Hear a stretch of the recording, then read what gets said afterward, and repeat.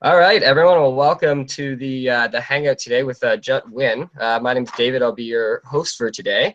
So Jut is a conservation biologist who has bushwhacked through the jungles of Belize and China, rappelled into the deepest volcanic pit on the Big Island of Hawai'i, go to the world's driest desert in northern Chile, used cutting-edge instruments on board NASA aircraft, and traveled to the most remote inhabited place on Earth, which is Rapa Nui. This is all to learn more about caves and the secrets they contain. Jut has led over 50 research expeditions and served as the supporting personnel on nearly 100 expeditions around the world. So, without further ado, I'll pass it over to Jut. All right, thank you very much, David. And what I'm going to do now is I'm going to launch, let's see here, the presentation.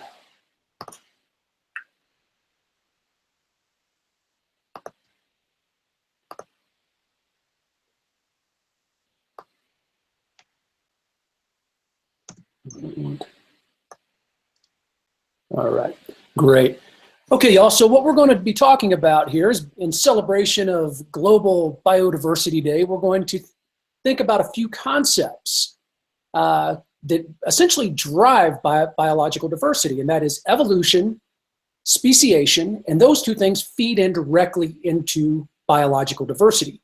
And because you have your very own personal cave biologist for the next 25 minutes, I'm going to be applying these concepts from a cave perspective. Let's see. Oh, shoot. Just got bumped out. All right.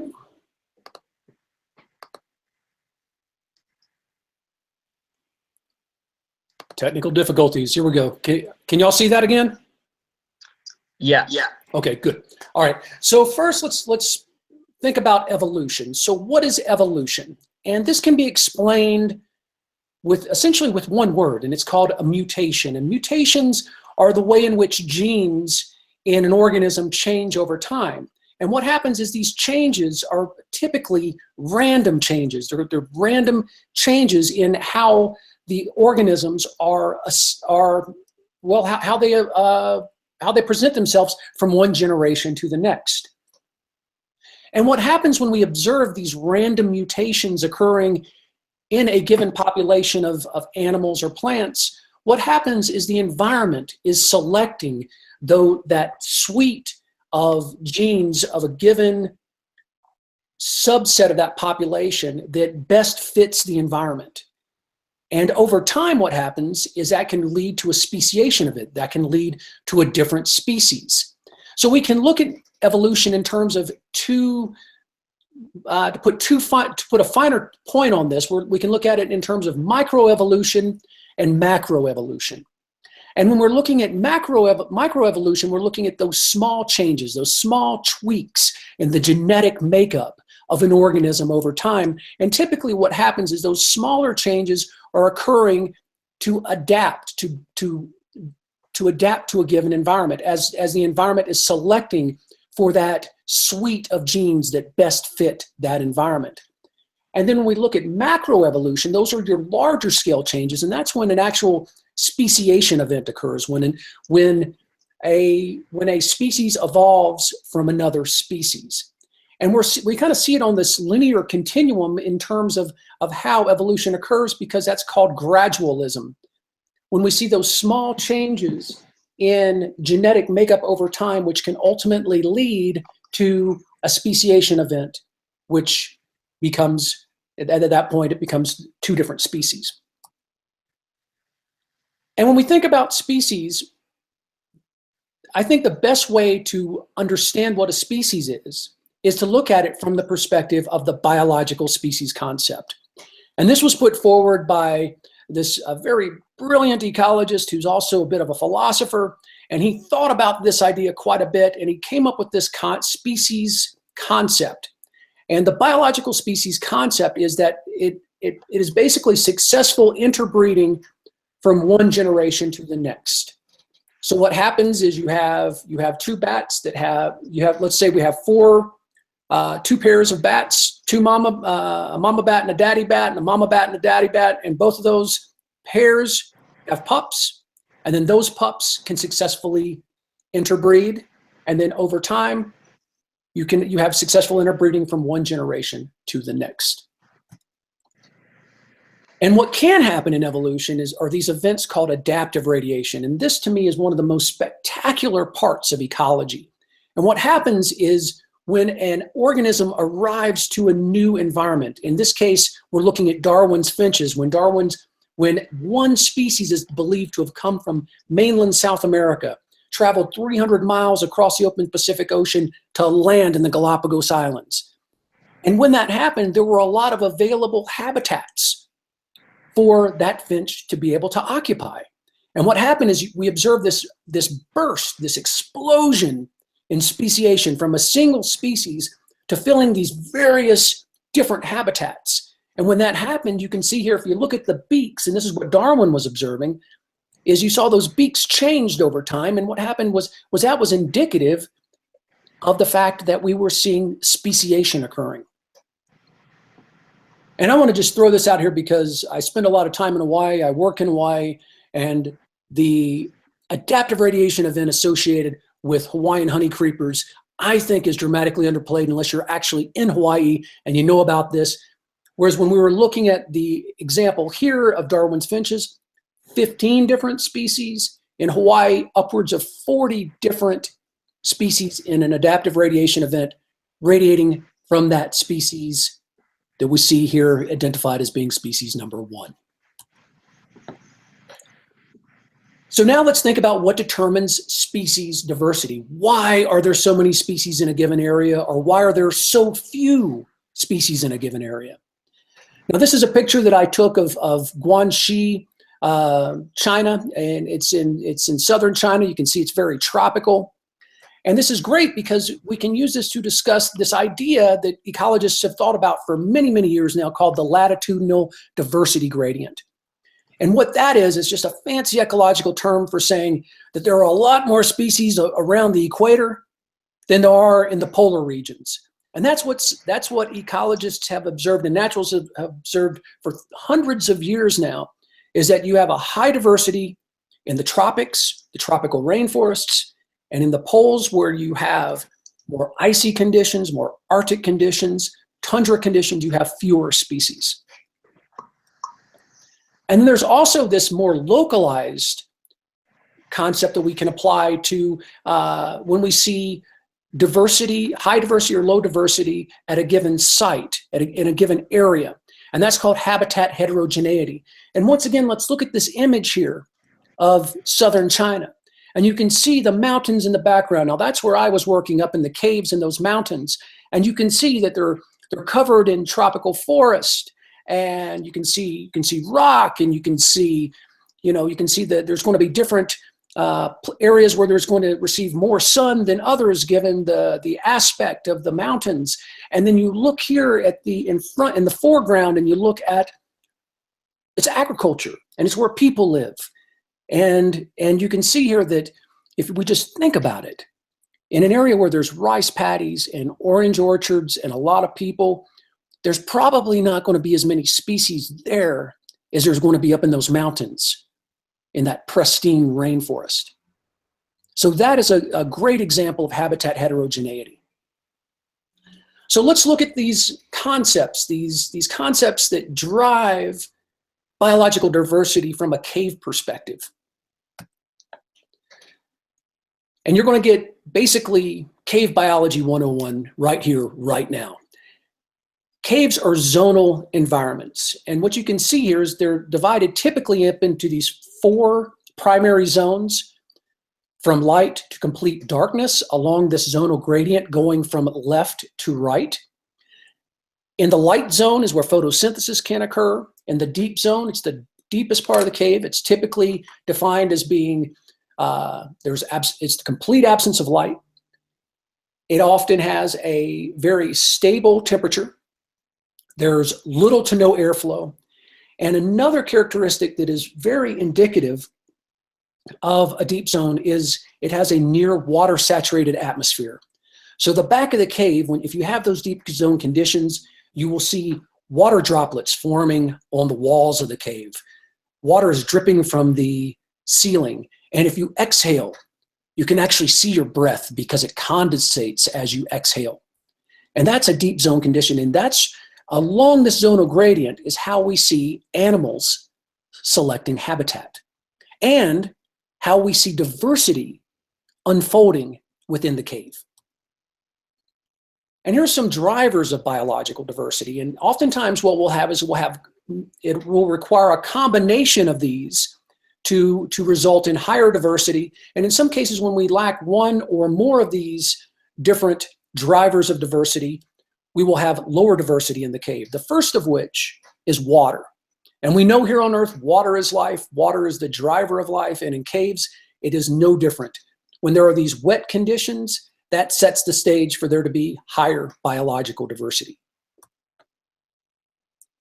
This is another driver, photosynthesis. In the entrances of caves, as I mentioned earlier, you can have plants growing in the entrance. And what can occur when you have photosynthesis occurring within the entrances of the caves is you are essentially setting the stage for these relict habitats, these habitats that may be reflective of times long past. In this particular case in New Mexico, we're looking at an ancient ecosystem that dates back to the Pleistocene. And within it, we found insects that were believed to have come from that time frame as well. Another driver of biological diversity are nutrients. And specifically, and what we have here is we have these root masses that come through the cracks and crevices of the cave and of the ceiling of the cave and into the cave itself. And these roots can drive an entire ecosystem. We will see animals that are eating the roots, and those white things that you see on the roots are fungi, and they're eating that. And then you'll have spiders and other predators that are eating those animals, and you have an entire ecosystem that unfolds just because of the presence of roots in a cave. Another driver are bats. And bats are a driver of diversity because they bring nutrients into the cave. Caves typically have lower nutrients, obviously, than what we would experience on the surface because there's no photosynthesis. And bats supplement the nutrients by coming into the cave. In this case, you can see here in very large numbers. They're not very polite. They don't go and they don't leave the cave to go to the bathroom. They have to go right there. And when they do, they form these large piles of what we call guano. It's bat poo. And this bat guano becomes a nutrient source for insects and can also fuel an entire ecosystem.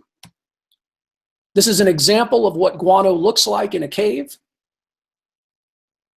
And what we can also have, and what also supplements the nutrients within the cave and helps the cave ecosystem along, are when animals actually die in the cave. And when the bats fall from the ceiling for whatever reasons and die on the cave floor, that becomes another food source. So more food in the cave can result in higher biological diversity. So now that we know what the drivers are and we have an idea as to how the cave is broken down into these different zones in which animals actually will select habitat and can become highly or either high or low diversity depending on what those drivers are providing for the cave ecosystem. Now let's look at the three primary cave specificity groups. And what I mean by that is that these are three different groups of animals that are specified to the cave at varying degrees. So the first of which is called a troglazine. Now troglazines are animals that require the cave for at least a portion of their life cycle. Now in this particular case, we have bats and crickets, and these are perhaps the best examples. Bats will roost in the caves during the day. Crickets will den in the caves during the day, and they will both will exit at night to forage. But they have to have a cave or a cave-like environment for at least a portion of their life cycle. Our next cave specificity group are called troglophiles. Now, troglophiles are animals that can complete their entire life cycle underground, but they're not adapted to the cave environment. Now, these troglophiles can also be found in similar cave-like habitats, like underneath a log or in a rock pile. And what these troglophiles are doing is they're essentially trying to find those cave-like environments in which they can make a living in. And our final cave specificity group, and this is what got me into studying caves, are these animals. These are the coolest animals in the caves. These are troglobites. These are animals that are adapted to complete darkness. They live in the very deepest parts of the caves, as I mentioned earlier, where those cave deep zones where there's a near water saturated atmosphere. These troglobites often have highly reduced eyes to being completely eyeless. They're often depigmented. They'll have this white yellowish color. You can see here that they also have really long antennae and very long legs, and they're typically covered in hair. And those really long antennae and all that hair become their eyes underground.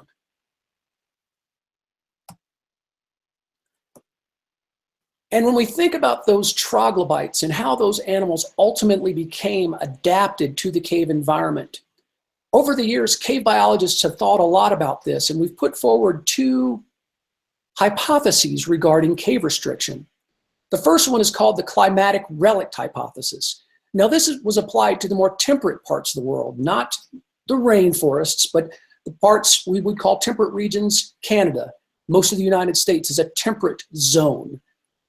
And basically what this idea put forward was that climatic change associated with the glacial, interglacial periods over millennia would drive species into caves. Now, what would happen was when those climatic shifts would occur, the animals would be seeking more favorable conditions underground. And over time, what would happen was the surface ancestors, their very closely related surface species, would go extinct, leaving that new species, if you will, in the caves, and over evolutionary time, it would become cave adapted. And then comes the second idea, is called the adaptive shift hypothesis. And this is something a good friend and colleague of mine, Dr. Frank Howarth from the Bishop Museum in Honolulu, put forward. He started observing these cave adapted animals in Hawaii. And he thought, where in the world did they come from and how would they evolve? The climatic relict hypothesis does not apply in the tropics. So what he hypothesized was that species were able to colonize caves because they were exploiting these unoccupied habitats that were underground. Because as the Hawaiian Islands were forming due to volcanoes, these lava tubes were forming because of volcanism. And when that happened, all these new habitats were open. And animals started moving in and setting up house. So what we have is over evolutionary time, we have this animal that is moved into the cave simply because it can. It's exploiting a habitat underground. And then it evolves into a cave adapted form. But you have a sister species on the surface that did not go extinct and is just happy as a clam doing its thing up on the surface. And one of the best examples, one of my favorite examples, are the wolf spiders of Hawaii. And you see here on the left, you have the cave-adapted species. It's called the small-eyed, big-eyed wolf spider. At right, we have the big-eyed wolf spider. The only difference between these two species are the eyes. The one that is restricted to the cave is slowly, over evolutionary time, losing its eyes. So now let's look at these concepts and these ideas that we just discussed by looking at cave millipedes in southern China and in the greater Grand Canyon region. So first, let's look at the caves from northern Guangxi province in southern China. This is where I was working. You can see Guangxi province is outlined in red in the southernmost extent of the country of China. You see Guilin in the northeast corner, and that's where we sampled 4 caves, and we did this in November of 2016. Now, what I'm going to share with you now are but a snapshot of the diversity of millipedes that we encountered in these caves. And that's because when you're taking pictures of very small animals, most of the time you don't get a lot of good pictures. And these were the best of probably 1,000 pictures that I took of millipedes.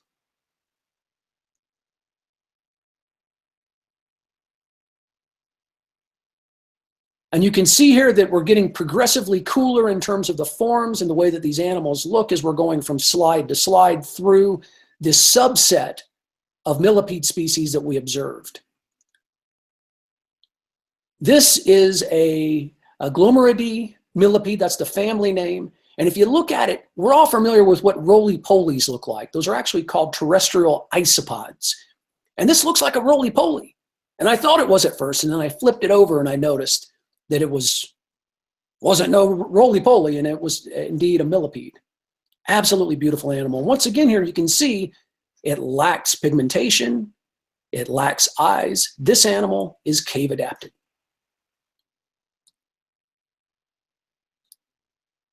And what I want to point out here in these next few slides are of these particular polydesmid millipedes. We're going to be looking at 3 different species of Aphanochodrus, and look at these little scoots at each segment along the body of the animal. You can see how they're flared, and they become progressively cooler as we go from slide to slide. And when you look at this, when an ecologist looks at this type of design on an animal, you think, why did this evolve evolutionarily? What was the driver that forced this animal to develop these scoots? And I thought maybe it uses its legs to grab onto the rock and pull itself close to it so a predator cannot remove it from the rock. But that's just a hypothesis. I have no idea what those flared scoots are for, but absolutely spectacular. And this is my favorite. And to me, this looks like an ancient Chinese warrior.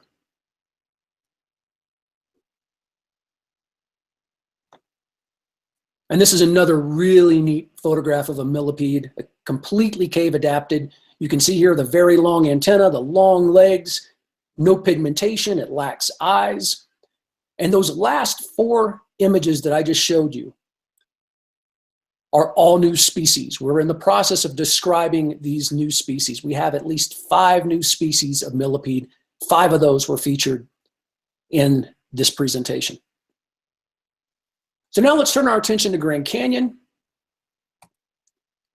We sampled 17 caves. Now we should be thinking, I just mentioned that I only sampled 4 caves in China, but we sampled 17 in the greater Grand Canyon region.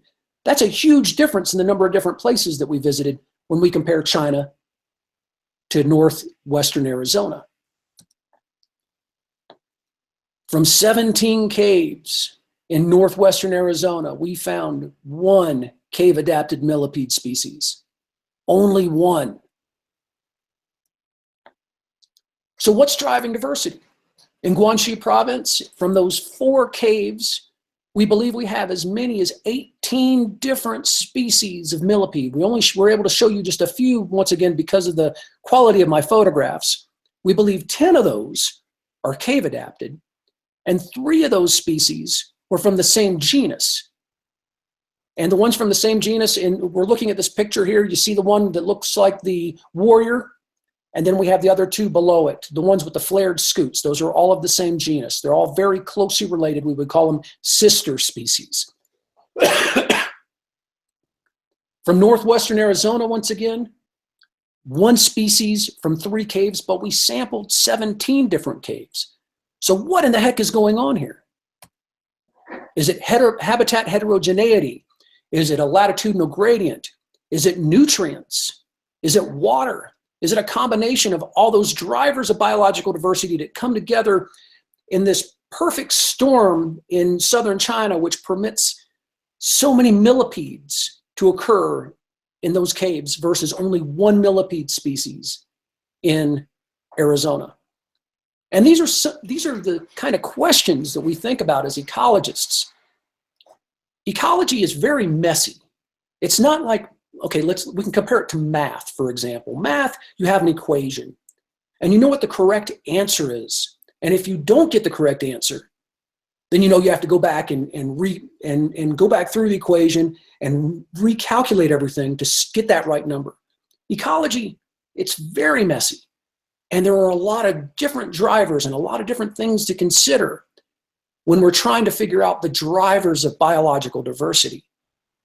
I would hypothesize, these are my ideas, that it's probably those drivers of biological diversity that I mentioned earlier in the presentation. All of them are present to varying degrees in Guangxi province, China. And a lot of them are largely absent in northwestern Arizona.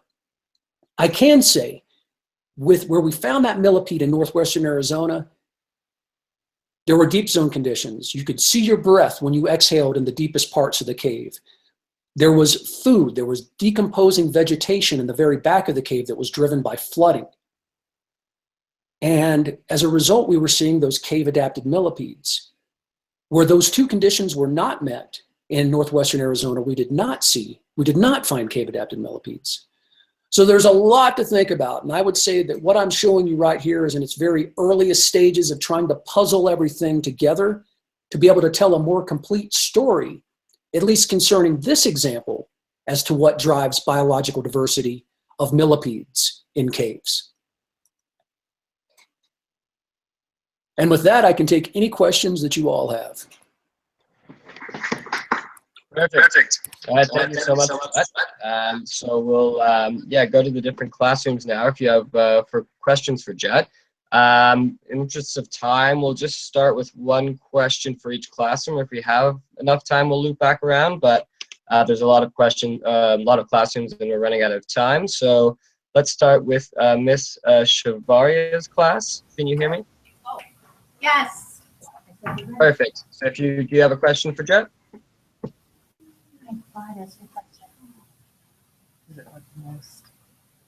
What is the most interesting you found? Or seen? Nice amount. What is the most interesting? Say it again so they can hear you. What is the most interesting you've seen?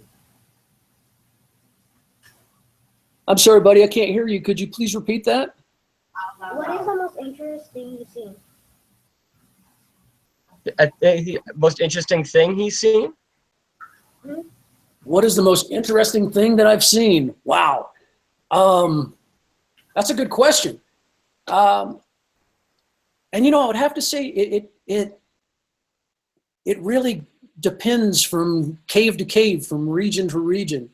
For example, I was working in a cave in Belize, and we found footprints in the cave that we believe were jaguar. Jaguars use caves throughout Latin America. They're found quite commonly denning in caves. And for me, it was just really cool. But as you can see here with those pictures that I showed you, when there's a lot that I find interesting, and I pretty much find everything interesting to tell you the truth. But when you see an animal that's cave adapted like that, with the crazy elongated scoots that looks like a Chinese warrior, when you see an animal like that, and you know that you're seeing it for the very first time, that is interesting. That is cool. Awesome. All right, thanks. So we'll move on to Miss Canellis's class. Do you have a question for Jut? Yeah, they do. Got a lot of questions. Yeah, they do. That's awesome. At first, they want to know if you're in a cave right now, though.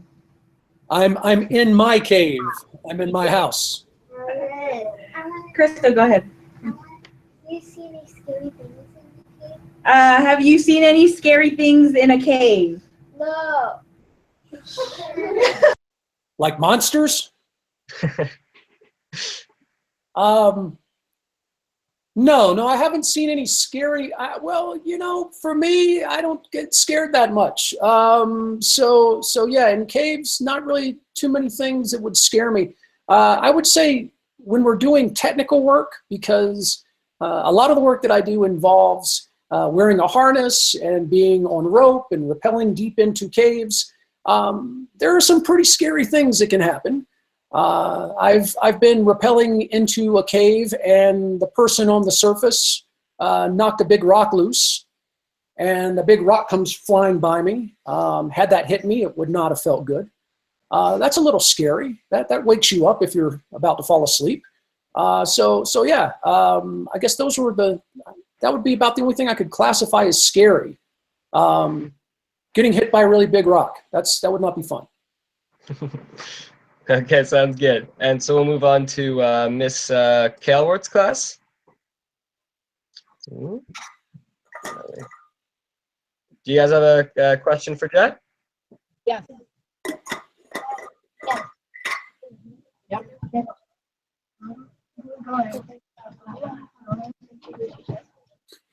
Hi, I'm Ella. Hi, Ella. Why are all of the insects and animals in there all white or yellow? Okay, so the animals that we saw that had that whitish, yellowish color. Okay, think about it.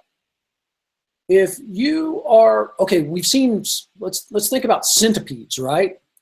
And centipedes are often, they often have a lot of color to them, right? Some of them are very brightly colored. And typically what that's telling someone that might want to eat them is, don't mess with me, man, I'm poisonous. So that is sending a message to the other animals in the ecosystem. And if you're a bird, for example, and you're a male bird and you want to attract a mate, you have very colorful plumage to where you saying, hey, look how pretty I am. Yes, I should definitely have a girlfriend because I'm so pretty. That's what birds do. But if you're underground in complete darkness, those visual cues disappear. So you don't need to have color on your skin any longer. And that actually is costly because the animal has to manufacture that through as it grows. So what happens over time is it is able to shed that because it no longer needs to have color. It doesn't, if the millipede was once green, it no longer has to be green.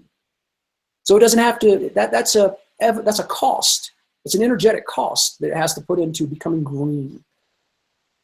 So over evolutionary time, it's no longer needed, and it ultimately sheds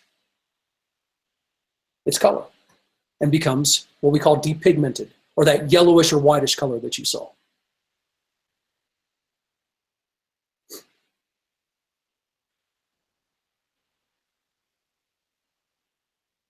Next.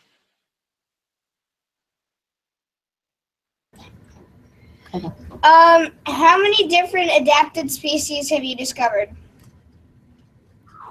Let's see here. Right now we have, well, cave adapted. Yeah, that's a different question. Okay, well, what I can say is I would actually have to really think about that. I can say from China right now we have 7 different new species which are all cave adapted. In northwestern Arizona, I think we have about 10. We're on here 2 times. Something weird happened. But in general, in terms of new species we've discovered in caves, we have 50 new species from northwestern Arizona. We have 10 new species from Easter Island, and now we have 7 new species from China. And some of those are cave adapted, some of those are not. Are they all centipedes or are they all millipedes? Oh, goodness gracious. Let's look at this real quick. Okay. Most of these that we're looking at here are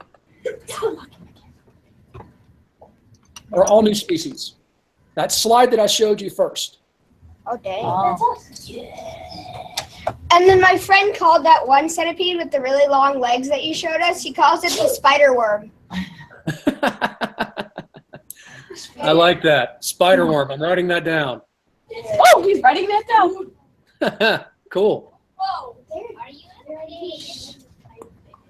Are you reading? Good job, Darren. I don't know. I think he's. Your beautifulness gets in there. Are you? We have any more questions?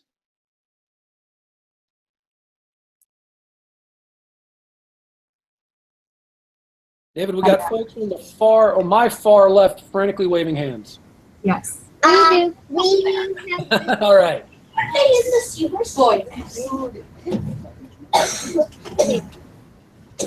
How many species of insects can be found in an average cave?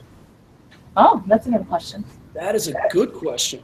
Well, Are you in a cave? remember those different drivers of biological diversity that we were talking about? If there are none of those, if it's a dry cave with no nutrients, and there's something else that we didn't describe because I didn't have a good picture to explain it, temperature. If it's really cold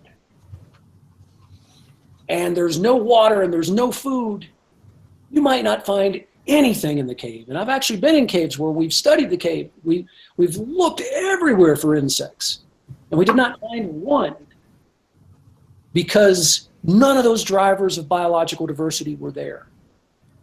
But if you have food and it's warm and you have water, then you can have a lot. And in terms of how many, we would then have to think about where are we in the world? Where is that cave in the world? Is it in northwestern Arizona? Is it in China? Is it in Belize? Is it in, I'm going to Spain in 3 weeks. Is it in Spain?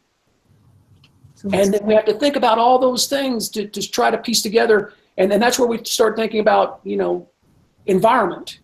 And what is the surface conditions like? And was it once? So there's so many things that we consider. As I mentioned earlier, ecology can be very messy. And those are the things that we have to figure out is what are those drivers of biological diversity? And how do those drivers result in having a lot of animals or a few animals? So it's not an easy question to answer. So I guess the easiest answer would be, I don't know. So it could be anywhere from 0 to A A million. lot. a lot. Okay. Yeah.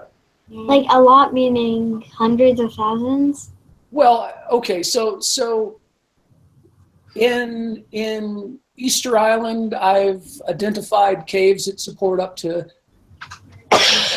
20, 30 species, different species. 15, 20 in caves in Arizona. And like I said earlier, sometimes none, sometimes one. But, and this is where we have to start thinking about how good are the bug hunters? Okay, I think I'm a pretty good bug hunter. But if I'm working with people that are new and they're brand new bug hunters, they might not be good bug hunters. And sometimes the bugs are smarter than we are. They can hide a lot better than we can. So they're really good at hiding, and we can't find them sometimes. So that's something else that we have to think about. So there's, like I said, ecology's a very challenging subject, but a lot of fun because, well, for me, I get to hunt bugs. Yeah.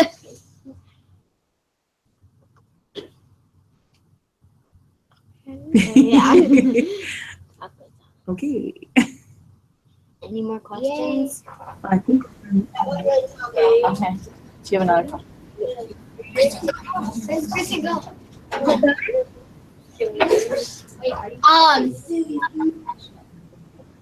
Have you ever tracked a species to watch it change every generation? Oh, wow. That's a really good question. So we have this this new species of isopod, of roly-poly, that we found on Easter Island. And it was found, we looked on the surface. We hunted for bugs on the surface, and we did not find this species on the surface. We only found it in caves. And what was really interesting about this new species is that in addition to it only being found in caves, the only other sister species, closely related species to that species we found on Easter Island, were in Hawaii. And all of those sister species were cave adapted. So what was really cool about that was we were thinking, well, maybe if we lived long enough, we might be able to observe that animal in Easter Island caves becoming cave adapted. But in a lot of cases, those sort of changes are very difficult for humans to observe. We simply don't live long enough to make those observations. In some cases, those observations have been made. we have been able to see a new species evolve. That's what we talked about. That's been done on the Galapagos Islands with the finches. But in caves, haven't done it yet. What made you want to become a biologist? Can I do it? I didn't get to say no. Please do it. Yay. If they choose us. Fun. Ask. Why did you want to be a conservation biologist? Oh. Was the question, why did I become a conservation biologist? Yes, that's what we asked. I was, ever since I was you all's age, ever since I was a young boy, I was interested in animals and plants. I was that little boy that would disappear into the woods, into the ditches, into the marshes. I would flip over rocks and logs looking for animals. So I was always fascinated by the natural world. So for me, it's just, I never had to grow up. Still keep going and studying, and now we Oh, dear. What's the coolest cave you've been in? The coolest cave that I've been in. I get that a lot, and I never have a good answer. I would say the coolest cave that I've been in recently. Remember the spider worm millipede that we saw? Yeah. Oh, The cave that had those spider worm millipedes. They had probably hundreds of them. Everywhere I looked, I could see them, and they were just crawling around in the cave. And I was sitting there watching them. I just watched them for hours. I was just so fascinated. They were so cool. Wait, so what are I'm just wondering. So that was really neat. That was one of the coolest experiences that I've had in a cave in quite some time. To watch the spider worm millipede crawl all over the caves, and just like I said, there were just a lot of them.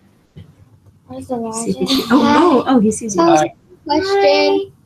Yes. What was the largest creature you've encountered in a cave? Let's see. I was in a cave in Arizona, and I came around a corner, and there were 4 pigs What? In a cave? In a in a cave? cave. Now these are native pigs to Arizona. They're called peccary or javelina. They can get pretty big. 70, 80 pounds, somewhere around there. Boy.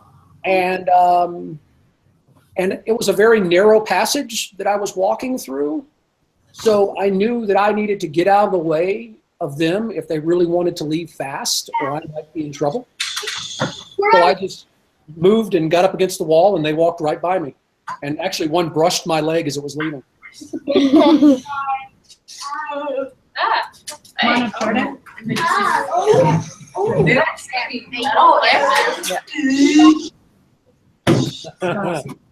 you ever? Here we go, Jordan. Is it hard to breathe in the deep zone of the cave?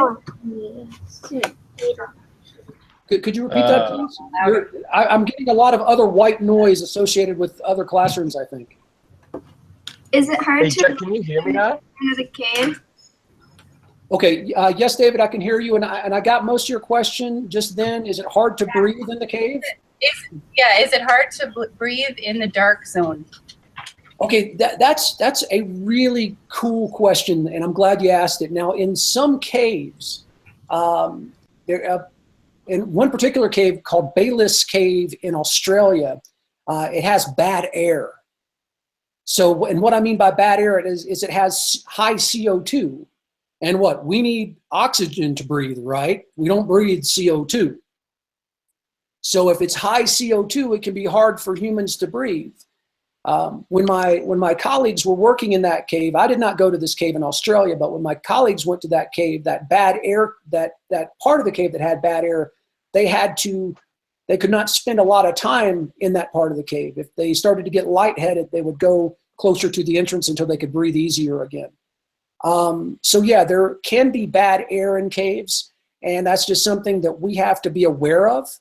I often describe working in caves, you have to have your spidey senses on the entire time you're in the cave. You have to just really be aware of everything going on. And if all of a sudden you get a little lightheaded, you have to think, okay, why am I lightheaded? And then you have to puzzle that out real fast. And if it's bad air, you need to move closer to the entrance of the cave where the air is better and seeing if that lightheadedness goes away. So yes, there can be bad air in caves, but I have not experienced it personally. Yeah, Jut, sorry about that. I got completely ruled out of the call. I couldn't control anything or hear anything. So have they been able to ask you questions? I've been out for at least 8 minutes. Yeah, they've asked a lot of great questions. Okay, great. Yeah, no. But for the most part, really good ones. Okay, perfect. Yeah, so we're way over time, so I'll have to end it now. But thank you so much for staying so long and answering all of them. I appreciate it. Sorry about those difficulties. Oh, not a problem, David. Not a problem at all. Or is it just you and I talking now, or we still have the whole group? The whole group's here. I just was finally able to get back in and yeah. All right. Yeah, awesome. All right. Okay, so my parting message for the whole group is everybody, always keep your childlike curiosity. Never let it die. Always question everything. You question everything. That's what we do as scientists. We have to question everything. If someone tells us something, if they say the answer is A, we don't just go, okay, the answer is A. We say, why is the answer A? So question everything, y'all. And thank you so much. Awesome. Great advice. And thanks so much again, Jet. Good luck with all of your research. I hope it continues to go well. Excellent, David. Thank you. Thank you so much for your time, man, and for moderating this group. Oh, yeah, absolutely. Thank you. All right. Take care, everyone. Make sure to check out our other hangouts by exploring by the seat of your pants. And hope you enjoyed our National Biodiversity Day. All right. Take care, everyone. Thanks, y'all.